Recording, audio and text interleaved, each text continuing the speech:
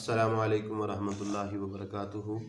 नहमदुहु व नुसल्ली अला रसूलिहिल करीम, अम्मा बाद, फ़अऊज़ु बिल्लाहि मिनश शैतानिर रजीम। बिस्मिल्लाहिर रहमानिर रहीम। क़ाल नबिय्यु सल्लल्लाहु अलैहि वसल्लम, मा मिन मुस्लिमिन यग़रिसु ग़रसन इल्ला कान मा उकिल मिन्हु लहू सदक़ा व मा सुदिक़ मिन्हु लहू सदक़ा।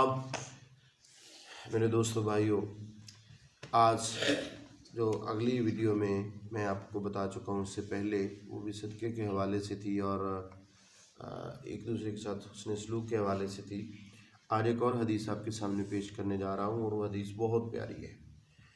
और ये हदीस ना सिर्फ हमें आखिरत में फ़ायदा देने वाली है, बल्कि ये हदीस हमें दुनिया में बहुत ज़्यादा फ़ायदा देने वाली है।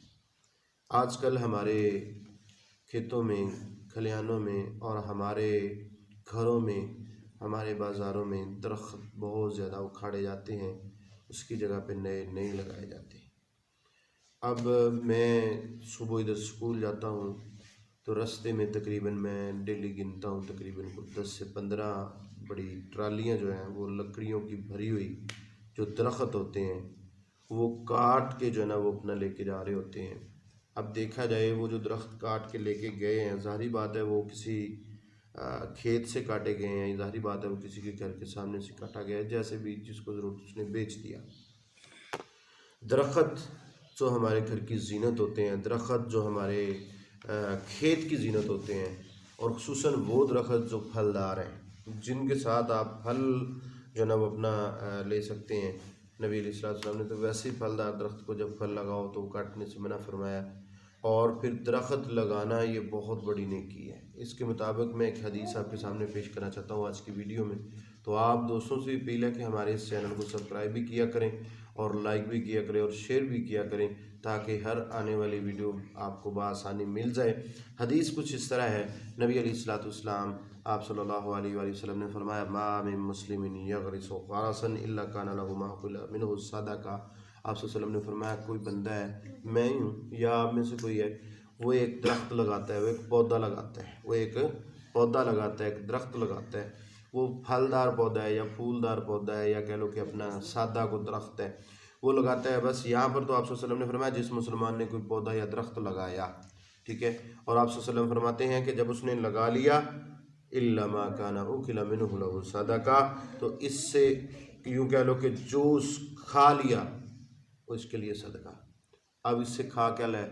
मैं कहता हूँ एक उसने अमरूद का दरख्त लगाया, अगर अमरूद तोड़ के उसने खुद खा लिए तो इस बंदे के लिए वो सदका बन गया, वो नेकी बन गई। सुभान अल्लाह, कितनी प्यारी बात। और इसी तरह दूसरे नंबर पे फरमाया, वमा सुरिका मिन्हु लहू सदका, अगर कोई बंदा चोरी करके ले जाता है, मैंने मार्टे लगाए, वो जनाब साहब कोई बच्चे आए, वो मार्टे मारे तोड़ के ले गए, या मैंने जनाब साहब अमरूद लगाए, वो बच्चियाँ आई जनाब साहब अमरूद तोड़ के ले गई, मैंने जनाब साहब को बेरी का दरख्त है, तो मैं अब घर आ गया तो पीछे से मेरी बेरी के सारे बेर उतार के को ले गया। नबी अलैहिस्सलातु वस्सलाम ने फरमाया, वमा सुरिका मिन्हु लहू सदक़ा, जिसने कोई चोरी करके ले गया कोई, तो इस बंदे के लिए वो सदका बन गया। यानी कि जिसका दरख्त है, जिसने लगाया, उसके लिए सदका बन गया। मैंने एक दरख्त लगाया, कोई बंदा आके उससे जनाब साहब एक टहनी तोड़ के अपनी कस्सी में वो दस्ता सा भाले सा डाल लेता है, तो तभी उसके लिए सदका।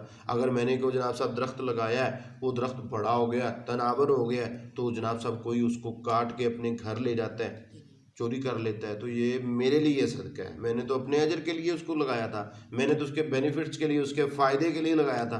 और इसी तरह नबी अलैहिस्सलातु वस्सलाम ने फरमाया, वमा अकल सबु मिन्हु फहुव लहू सदका, और आप सल्लल्लाहु अलैहि वसल्लम ने फरमाया, अगर उस दरख्त से कोई जानवर, कोई दरिंदा, कोई ऐसी चीज़, मतलब कि जो जानवर, बकरी वगैरह, भेड़ वगैरह, गाय वगैरह, भैंस वगैरह कोई खा लेती है। अमूमन आपने देखा होगा कि ये गायों के रेवड़ जा रहे होते हैं, ऊँटों के रेवड़ जा रहे होते हैं, वो क्या करते हैं, वो जनाब साहब अपना रास्ते जाते कोई किसी दरख्त को खा रहे होते हैं, किसी जनाब साहब किसी के चारे को खा रहे होते हैं, तो उसके साथ जो चरवा होता है उनको रोक रहा होता है। वो इसीलिए जनाब साहब आप सल्लल्लाहु अलैहि वसल्लम ने फरमाया क्या, वमा अकल सबु मिन्हु फहुव लहू सदका, अगर कोई इसी तरह जानवर खा जाता है तो उसके लिए क्या बन जाता है, सदका बन जाता है। और इस तरह अगले नंबर पर नबी सल्लल्लाहु अलैहि वसल्लम ने फरमाया, वमा अकलत तैर फहुव लहू सदका, अगर इस पौधे से किसी परिंदे ने कुछ खा लिया, देखा नहीं आपने, बेर लगे हों तो वो गिलहरियाँ सी वो जनाब सैरके सी वो उसको टुक टुक के खा जाती हैं, या इसी तरह अमरूद लगे हों तो तोते वगैरह कुछ जानवर को परिंदे आके उसको